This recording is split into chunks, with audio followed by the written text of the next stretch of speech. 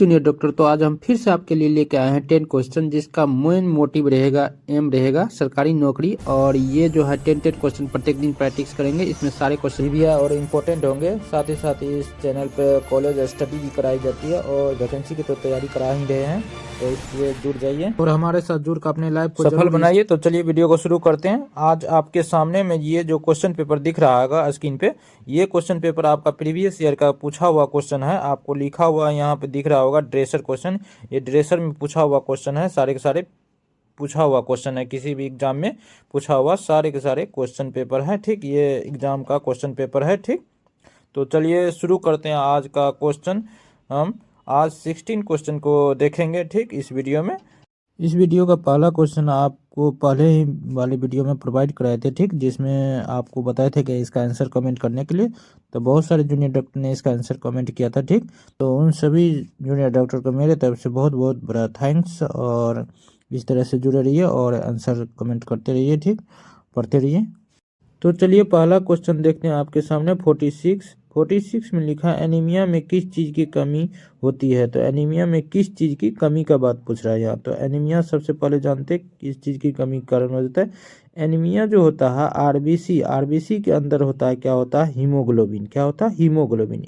इसके कमी के कारण क्या हो जाता है, एनीमिया हो जाता है। ठीक, हीमोग्लोबिन जो होता है वो आयरन से बनता है। किससे बना होता है, हीमोग्लोबिन में आयरन मौजूद होता है, आयरन पोषक तत्व मौजूद होता है, जिसके कारण क्या हो जाता है, एनीमिया हो जाता है। ठीक, कमी के कारण। तो इसका राइट ऑप्शन क्या हो जाएगा, बी ऑप्शन हो जाएगा राइट। ठीक, उसके बाद अगला क्वेश्चन चलते हैं 47 में लिखा है दाल में क्या है।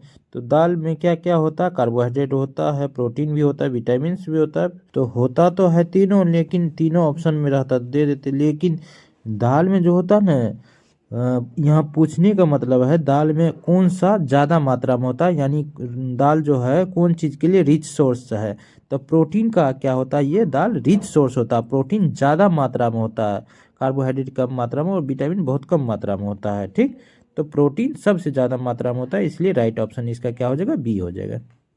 इसके बाद अगला क्वेश्चन 48 लिखा हेल्थ स्कीम है। हेल्थ स्कीम इन चार ऑप्शन में से क्या क्या है, तो देख लेते हैं। पहला ऑप्शन जो यहाँ आपको दिख रहा है पल्स पोलियो अभियान हेल्थ स्कीम के तहत ओपीवी पल्स पोलियो स्कीम चलाया गया था, जिसके तहत 2 बूंद जिंदगी का पिलाया जाता है। ठीक, उसके बाद जो आपका है लिखा है डॉट्स ऑफ टीबी के लिए डॉट जो होता है इलाज खोजा गया, ट्रीटमेंट खोजा गया, तो मतलब जो प्रभावी इफेक्टिव होता है ये लाया गया था। ठीक, हेल्थ स्कीम के तहत। और डीईसी टैबलेट ऑफ फलेरिया के लिए क्या लाया गया, तो डीईसी टैबलेट लाया गया था।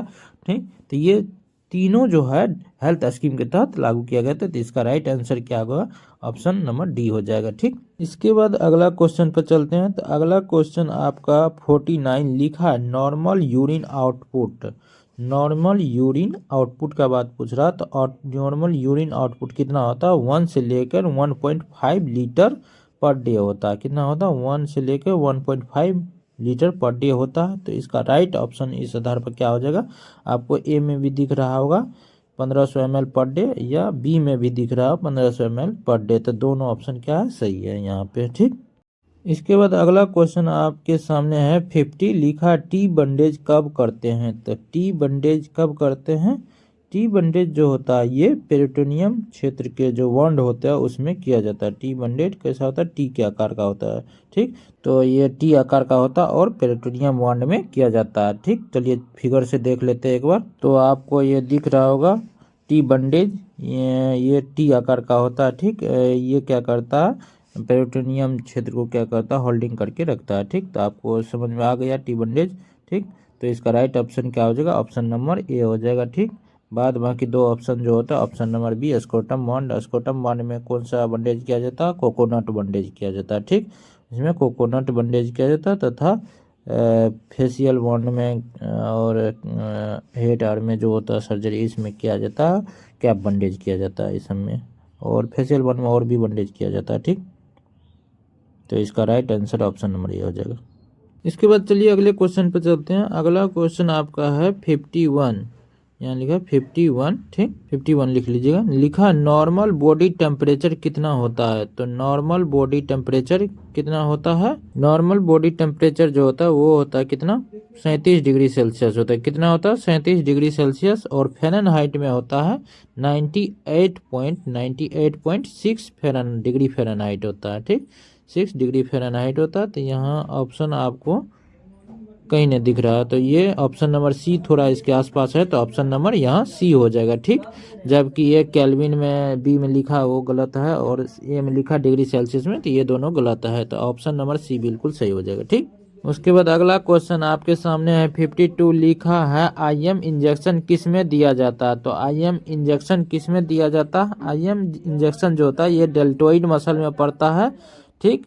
डेल्टोइड और ग्लूटेयस मीडियस में पड़ता है, किस में पड़ता है, डेल्टोइड मसल्स और ग्लूटेयस मीडियस में पड़ता है, इंट्रा मस्कुलर दिया जाता है, ठीक इंट्रा मस्कुलर दिया जाता है। तो ये दोनों क्या है, मसल्स है, ठीक ये दोनों मसल्स में पड़ता है, क्या है मसल्स, ये दोनों मसल्स में दिया जाता है। तो इसका राइट आंसर क्या हो जाएगा, ऑप्शन नंबर सी में दिख रहा होगा मांस यानी मसल्स, तो इसका right option option number C हो जाएगा, जबकि ये दोनों ऑप्शन ए और बी गलत हो जाएगा। इसके बाद अगला क्वेश्चन आपके सामने 53 लिखा है आईवी इंजेक्शन किस में दिया जाता है, आईवी इंजेक्शन किस में दिया जाता है, तो आईवी क्या जाता है, वेन में दिया जाता है, किस में दिया जाता है, वेन में दिया जाता है, यानी इसका फुल फॉर्म होता है इंट्रावेनस। तो right option option number B हो जाएगा, बाद बाकी ऑप्शन दोनों गलत हो जाएगा, ठीक। ऑप्शन नंबर ए में है आर्टरी, आर्टरी में जो होता है ये प्रेशर ज़्यादा होता है, आर्टरी में प्रेशर ज़्यादा होता है, क्योंकि यहाँ पे क्या होता है ऑक्सीजनेटेड ब्लड होता है, क्या होता है ऑक्सीजनेटेड ब्लड होता है, इसलिए यहाँ प्रेशर ज़्यादा होता है, और प्रेशर ज़्यादा होने के कारण जो होता है ये मसल्स के नीचे होता है, ठीक। तो आर्टरी, तो यहाँ पे इंजेक्शन लगाएंगे तो ये खतरा हो सकता है, इसीलिए यहाँ पे इंजेक्शन नहीं दिया जाता। भेन में क्या होता है, प्रेशर कम होता है, भेन में प्रेशर कम होता है और डीऑक्सीजनेटेड ब्लड होता है, इसमें कौन सा होता है, डीऑक्सीजनेटेड ब्लड होता है और प्रेशर कम होता है, जिसके कारण और ये मसल से ऊपर होता है, तो इसमें लगाया जाता है इंजेक्शन, ठीक। इंजेक्शन लगाने के लिए ये अच्छा होता है वेन, तो आईवी दिया जाता है, इसलिए इंट्रावेनस होता है ना कि इंट्रा आर्टरी होता है, ठीक। तो ऑप्शन नंबर यहाँ सी भी गलत है, तो इसका राइट आंसर क्या हो जाएगा, राइट आंसर हो जाएगा ऑप्शन नंबर बी। इसके बाद अगला क्वेश्चन आपके सामने है 54 में लिखा है ड्रेसिंग का मुख्य कार्य क्या है, तो ड्रेसिंग का मुख्य कार्य क्या होता है, ड्रेसिंग का मुख्य कार्य होता है, यहाँ ऑप्शन दिया है पहला में मरीजों को खाना परोसना, ये बिल्कुल गलत है, मरीजों को चोट की ड्रेसिंग करना ये बिल्कुल सही है, अस्पताल की साफ सफाई ये भी गलत है, और दवाई बनाना ये भी गलत है। तो राइट ऑप्शन क्या जो ऑप्शन नंबर बी हो जाएगा, मरीजों की चोट की ड्रेसिंग करना, ठीक ड्रेसर का काम होता है।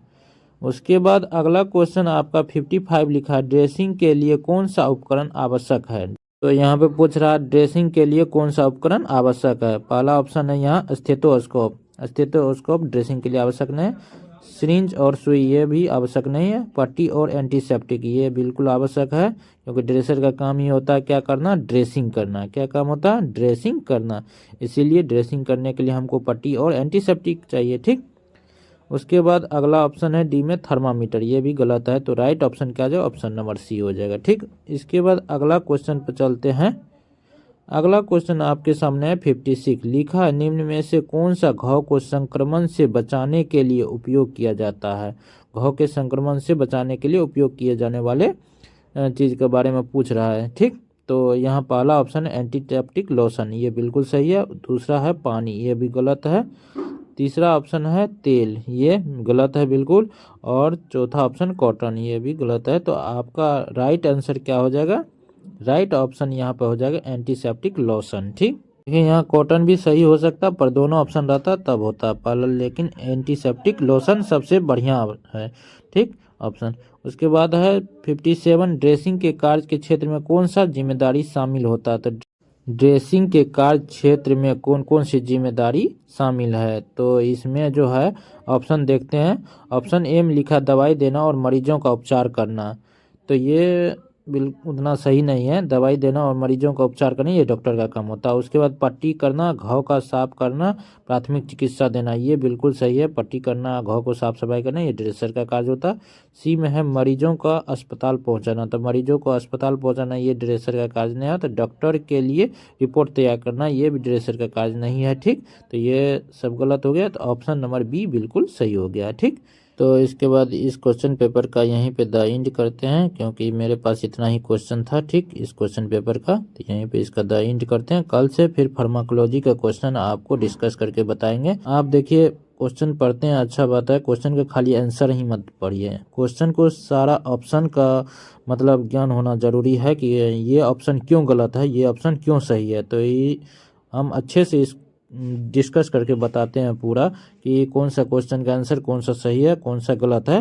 तो आप इस तरह से अच्छे से पढ़िएगा, ताकि आपको जो एग्ज़ाम में आएगा तो आप एक दूसरे क्वेश्चन मतलब क्वेश्चन के ऑप्शन में कंपेयर कर पाइएगा अच्छे से, और अच्छे से राइट आंसर दे पाइएगा। ठीक, और हम स्क्रीन पे एक व्हाट्सएप नंबर दे रहे हैं, ये इस नंबर पे ज़रूर आप मैसेज कीजिएगा, ताकि आपको हम ग्रुप में ऐड कर दे, और वहाँ जो भी आपका होगा वो सारा चीज़ प्रोवाइड किया जाएगा। ठीक, आपके एग्ज़ाम के बेसिस पे। ठीक, सारा चीज़ कंटेंट प्रोवाइड किया जाएगा वहीं ग्रुप में। गर्ल्स को गर्ल्स ग्रुप में और बॉयज़ को बॉयज़ ग्रुप में जोड़ देंगे। सभी अपना नाम, कॉलेज का नाम और सेशन लिख के ज़रूर भेजिएगा, ताकि ग्रुप में ऐड करने में हमको आसानी रहे। ठीक, और वीडियो आपको अच्छा लगा होगा तो बिल्कुल लाइक करते हुए जाइएगा। ठीक, अभी तक चैनल को सब्सक्राइब नहीं किया तो सब्सक्राइब कर लीजिए, बेल आइकन को दबा दीजिए, ताकि हर लेटेस्ट वीडियो आपको सबसे पहले मिलता रहे। ठीक, और जिनको जिनको तैयारी करना है ट्रेसर का, और जिनको वैकेंसी का तैयारी करना है, वो सारे चीज़ें इस पर डालते रहते हैं वीडियो, आप वहां से देख सकते हैं। ठीक, एनाटॉमी, फिजियोलॉजी,